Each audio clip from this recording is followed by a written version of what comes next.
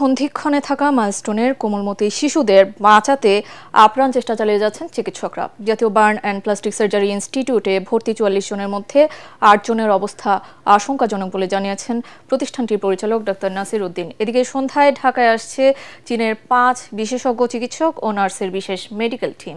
চীন দূতাবাস জানান, ইউনান প্রদেশের কুনমিং মেডিকেলের বিশেষজ্ঞ দল এরই মধ্যে জাতীয় বার্ন ও প্লাস্টিক সার্জারি ইনস্টিটিউটের ডাক্তারদের সঙ্গে ভিডিও কনফারেন্সে কথা বলেছেন। মাইলস্টোনের ঘটনায় দগ্ধদের চিকিৎসা দিতে ঢাকায় এসেছে ভারত ও সিঙ্গাপুরের বিশেষ মেডিকেল টিমও। এছাড়াও জাপান সরকারও অগ্নিদগ্ধদের চিকিৎসা সেবা দিতে আগ্রহ প্রকাশ করেছে। ওদিকে বিমান বিধ্বস্তের ঘটনায় এ পর্যন্ত মৃতের সংখ্যা ৩২ বলে জানিয়েছে আইএসপিআর। তবে স্বাস্থ্য মন্ত্রণালয় বলছে মৃতের সংখ্যা ২৯ জন, আর বিভিন্ন হাসপাতালে ৬৯ জন চিকিৎসাধীন রয়েছেন।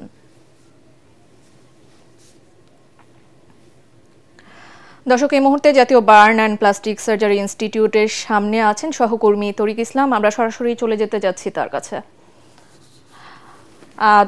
তরিক, আহতদের চিকিৎসার সবশেষ অবস্থা কি আমাদের জানাবেন, এবং যাদের লাশ শনাক্ত হয়নি তাদের কি কোনো অগ্রগতি হয়েছে কিনা সে বিষয়ে আমাদের বিস্তারিত জানাবেন।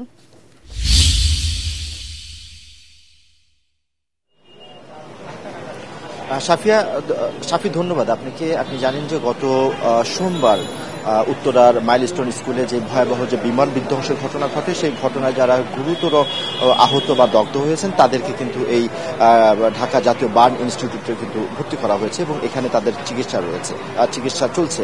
এরই মধ্যে সরকারের পক্ষ থেকে কিন্তু তাদেরকে উন্নত চিকিৎসা দেওয়ার জন্য সব ধরনের ব্যবস্থা নেওয়া হয়েছে। গত পরশুদিন সিঙ্গাপুরের ডাক্তারদের একটা প্রতিনিধি দল কিন্তু এই হসপিটালে এসেছেন।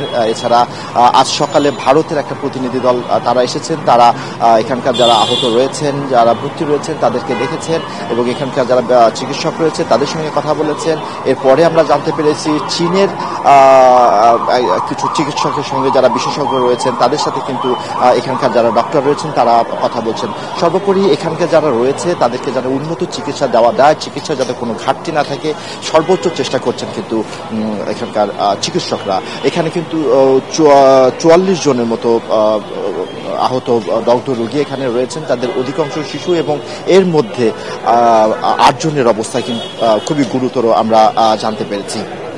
আপনি যেটা বলছিলেন যে এখানে যেসব মরদেহ রয়েছে সে তালিকায় এখানে ৬ জনের মরদেহ রয়েছে বলে আমরা জানতে পেরেছি। এর মধ্যে যাদেরকে শনাক্ত করা সম্ভব হয়নি সেক্ষেত্রে তাদের পরিবারের সদস্যদের ডিএনএ সংগ্রহ করেছে সিআইডি এবং এরপরে কিন্তু পরীক্ষা নিরীক্ষার মাধ্যমে যাদের পরিচয় জানা যাবে তাদেরকে কিন্তু তার পরিবারের কাছে দেওয়া হবে, এমনটাই হাসপাতাল কর্তৃপক্ষ থেকে আমাদের জানানো হয়েছে।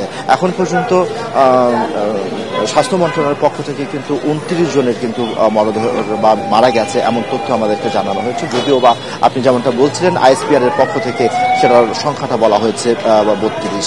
স্বাস্থ্য মন্ত্রণালয়ের পক্ষ থেকে সন্ধ্যা ৭টা বা ৮টা নাগাদ একটা ব্রিফিং হওয়ার কথা রয়েছে। তারপরেই হয়তোবা আমরা এখানে যারা ভর্তি রয়েছে বা চিকিৎসার সর্বশেষ যে কার্যক্রম বা সর্বশেষ যে পরিস্থিতি সেটা আপনার মাধ্যমে বা এটিএন বাংলার মাধ্যমে আমরা আমাদের দর্শকদের জানিয়ে দিতে পারবো। তো জাতীয় বার্ন ইনস্টিটিউট থেকে এই ছিল আমার কাছে সবশেষ। সাফি।